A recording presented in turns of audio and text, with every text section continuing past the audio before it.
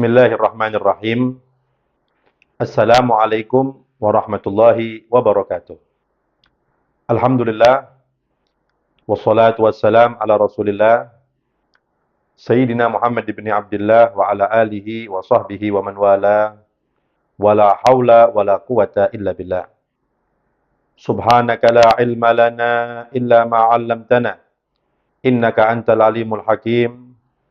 Rabbi shrah li sadri wa yassir li amri wahlul 'uqdatam min lisani yafqahu qawli bi rahmatika ya arhamar rahimin. Amma ba'd.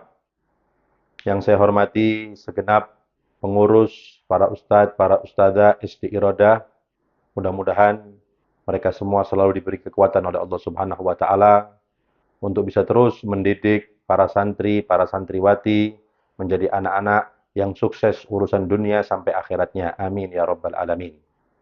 Kemudian pembahasan kita pada kajian kali ini, mari bersama-sama sedikit kita mengkaji tentang keutamaan, keistimewaan, kemuliaan Al-Quran.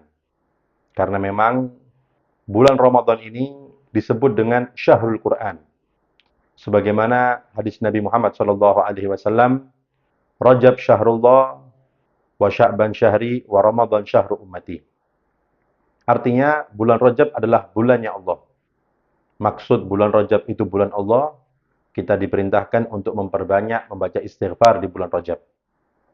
Dan bulan Sya'ban, bulanku kata Nabi. Ulama menjelaskan, maksudnya di bulan Sya'ban kita dianjurkan untuk memperbanyak bersolawat kepada Nabi Muhammad SAW.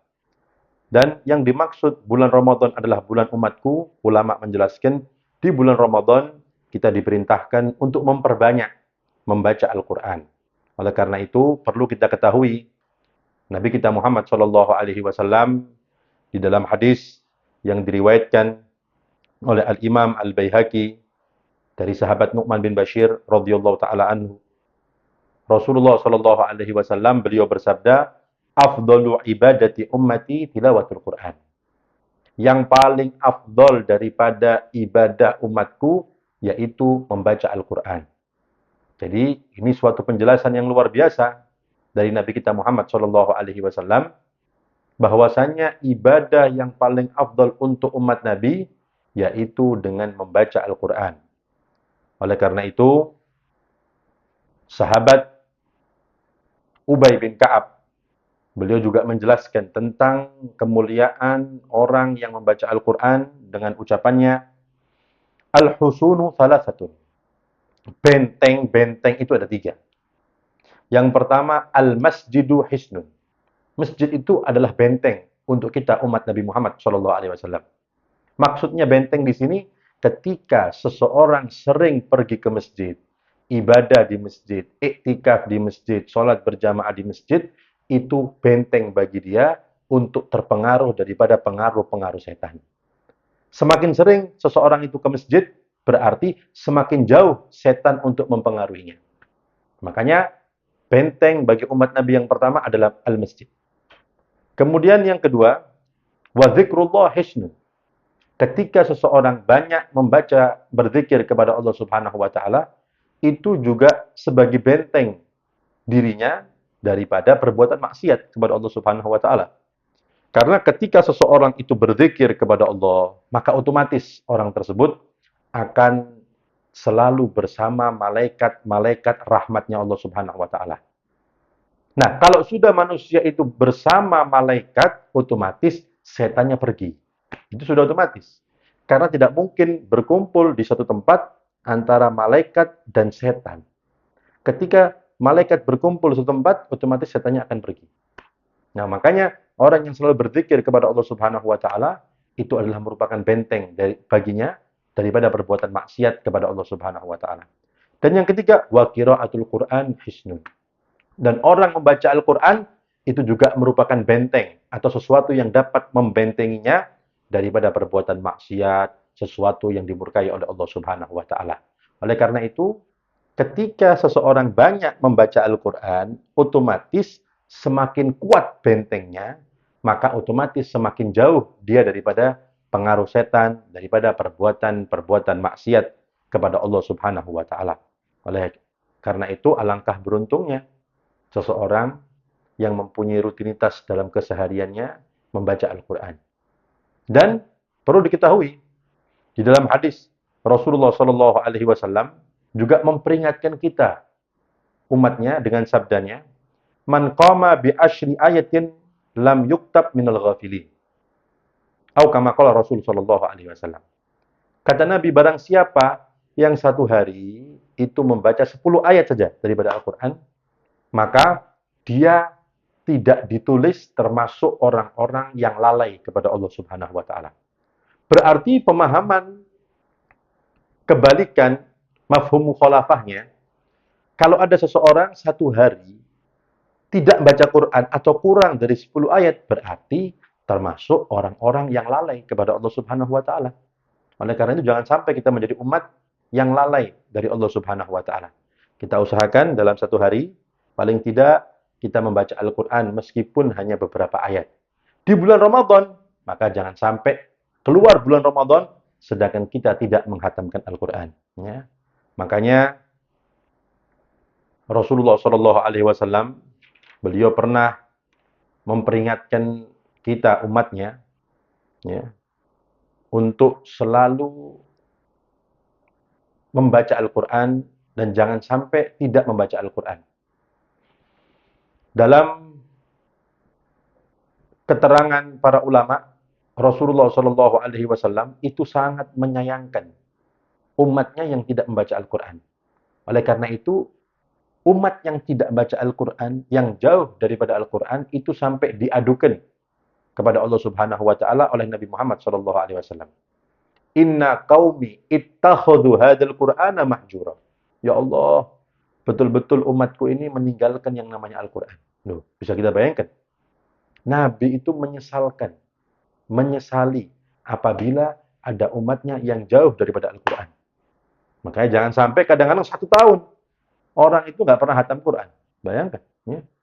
Kalau kita mau sadar, kita mau cermati, orang itu kalau membaca Al-Quran 1 juz, kurang lebih 20 menit sampai setengah jam. Ya, itu 1 juz.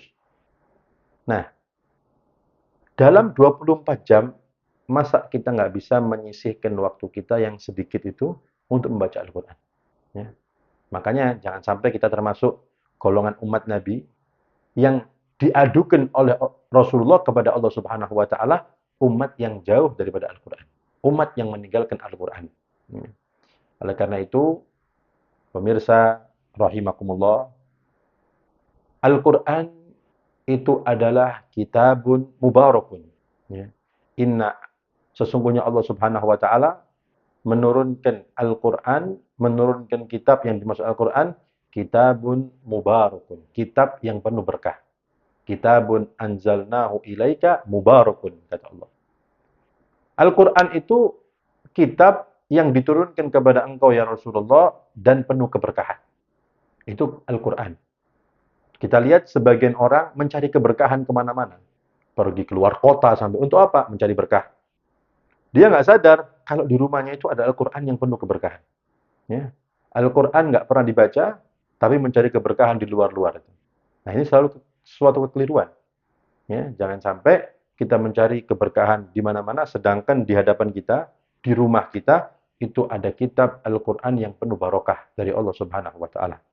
Oleh karena itu, semakin sering kita baca Al-Quran, otomatis berarti semakin banyak keberkahan dari Allah yang kita dapatkan. Semakin sering manusia, umat Nabi membaca Al-Quran, berarti semakin banyak mendapatkan keberkahan dari Allah Subhanahu wa Ta'ala. Dan satu kemuliaan orang yang membaca Al-Quran. Ya. Al-Imam Al-Hafidh Abu Amr Ibnu Salah dalam fatwanya, beliau mengatakan, qiraatul Quran karamatun akramallahu bihal bashar. Membaca Al-Quran itu adalah kemuliaan yang Allah berikan kepada manusia. Dan ada penjelasan bahwasanya malaikat itu nggak diizini oleh Allah untuk baca Quran. Faqad warada annal malaikata lam yu'tau dzalik. Ada satu penjelasan riwayat dari Nabi Shallallahu Alaihi Wasallam bahwasanya para malaikat itu nggak diizini oleh Allah untuk membaca Al-Quran. Oleh karena itu, wa annaha harisatun lidzalik ala istima'ihi minal inis. Oleh karena itu, para malaikat itu antusias sekali mendengarkan Al-Quran daripada manusia. Karena malaikat nggak diizini oleh Allah untuk baca Quran. Makanya malaikat itu mencari orang-orang yang baca Quran. Ketika menemukan orang baca Quran, dikerumuni oleh malaikat-malaikat Allah Subhanahu wa Ta'ala. Kita bisa bayangkan bagaimana keistimewaan manusia yang gemar baca Al-Quran.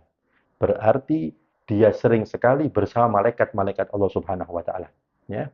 Semakin sering membaca Al-Quran, berarti semakin sering orang tersebut dikawal, dikerumuni oleh malaikat-malaikat Allah Subhanahu wa Ta'ala. Di dalam hadis, Rasulullah Shallallahu Alaihi Wasallam menjelaskan tentang keadaan rumah yang di dalamnya itu dibacakan Al-Quran. Al-baitu alladhi yukra'u fihi al-Quran. Yatara ali ahli sama kama yatara an-nujum li ahli ard, kata Nabi. Rumah-rumah yang di dalamnya itu dibacakan Al-Quran, rumah itu bergemerlapan, kata Rasulullah. Seperti bergemerlapannya langit menurut penduduk bumi. Kalau rumah-rumah yang dibacakan Al-Quran itu bergemerlapan menurut pandangan malaikat di langit. Jadi malaikat di langit ini kalau melihat rumah yang di dalamnya dibacakan Al-Quran, mereka seperti melihat bintang-bintang. Oh, jadi malaikat tahu, oh itu rumah baca Quran itu. Meskipun rumahnya kecil. Ya, tapi dia sering ngaji di situ. Maka menurut pandangan malaikat yang ada di langit, rumah itu seperti bintang yang bergemerlapan. Ya. Sebagaimana kata Nabi, manusia memandang bintang bergemerlapan di langit, maka bintangnya malaikat di bumi adalah rumah-rumah yang di dalamnya dibacakan Al-Quran. Wah, bagaimana kemuliaan rumah kita ya? Sering sekali baca Al-Quran semakin terang. Ya. Otomatis rumah kita itu akan semakin dikenal oleh malaikat-malaikat Allah. Oh, itu rumah fulan itu. Baca Quran orangnya di situ. Ya. Oh, itu rumahnya fulan. Baca Quran. Itu bergemerlapan rumahnya. Terang rumahnya. Ya. Mudah-mudahan kita termasuk umat Nabi yang selalu gemar membaca Al-Quran. Rumah kita diterangi dengan Al-Quran. Amin ya Rabbal Alamin. Oleh karena itu kita lihat bagaimana para ulama terdahulu perhatian mereka dengan Al-Quran. Satu contoh, imam kita, Imam Syafi'i, yang kita bermadhab dengan madhabnya, Muhammad bin Idris. Beliau itu dengan kesibukannya, beliau mengajar, beliau berdakwah, beliau mengarang kitab, beliau juga bekerja. Tapi setiap hari beliau menghatamkan 1 kali hataman Al-Quran. Kalau datang bulan Ramadan, beliau menghatamkan 2 kali hataman setiap harinya. Itu Al-Imam Syafi'i, radhiyallahu ta'ala anhu. Dan ulama-ulama yang lain kita lihat seperti Al-Imam Abu Hanifah. Beliau menghidupkan malam dengan membaca Al-Quran. Hataman Al-Quran setiap malamnya. Bahkan ulama pernah mengatakan, Ra'aitu Abu Hanifah wa qad khatama Al-Quran fi syahri Ramadan sittina khatmatan bil-lail wa sittina khatmatan bin-nahar. Kata ulama, aku menyaksikan Imam Abu Hanifah menghatamkan Al-Quran di bulan Ramadan 60 kali di malam hari, 60 kali di siang hari. Lo bayangkan. Berarti 1 bulan penuh beliau menghatamkan Al-Quran 120 kali. Ya. Karena 60 di siang hari, 60 di malam hari.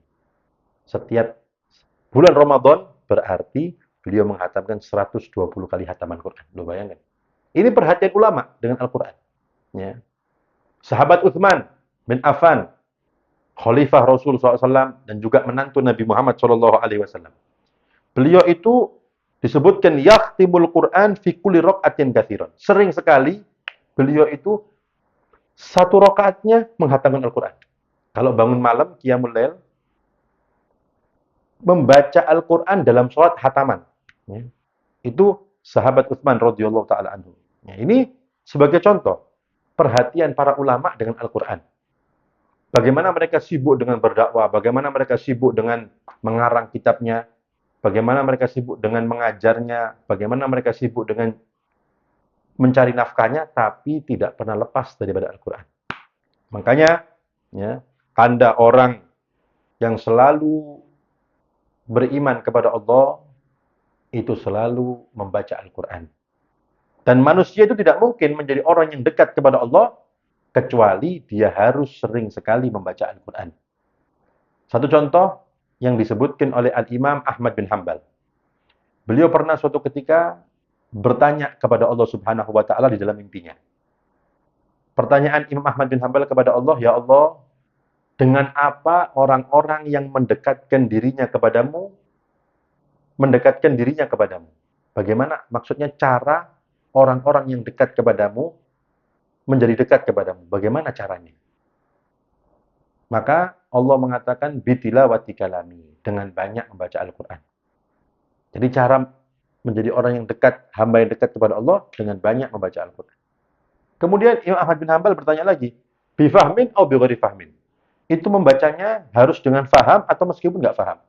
Maka dijawab lagi oleh Allah Subhanahu wa taala, bifahmin wa bighairi fahmin. Ya. Mau difahami atau nggak faham, maka tetap orang yang membaca Al-Qur'an itu menjadikan dia dekat kepada Allah Subhanahu wa taala.